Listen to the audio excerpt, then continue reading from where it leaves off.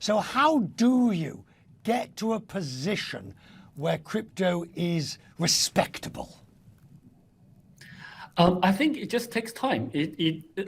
A lot of people in the industry are working very hard at it. We are like that too. So we work very closely with the regulators to shape the regulations, regulatory frameworks for this industry in all different parts of the world. We work with law enforcement. We work with other government entities. We educate the consumer, the users, and the technology is still pretty nascent. So there is some there are issues, but the internet still have issues. We had a lot of.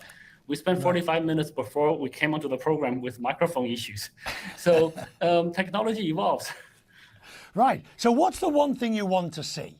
Bearing in mind, you've just brought somebody in and you've beefed up your venture capital arm and you've got billions at your disposal of assets under management.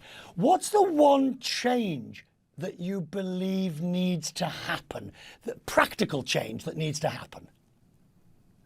I think there's really two fronts, not just one.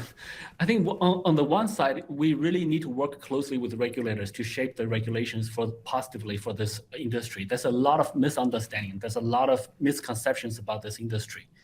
They are very good players in this industry, still trying to work very hard to shape this industry. The second part is really just making the products more user-friendly. Today, it's quite difficult for a normal user, a normal person. If you're not a techie, it's quite difficult for you to secure your crypto yourself. We need to make that easy and secure. So we still need to develop a lot of the tools for that. That's important things. Thank you, sir. Grateful that you could join us tonight.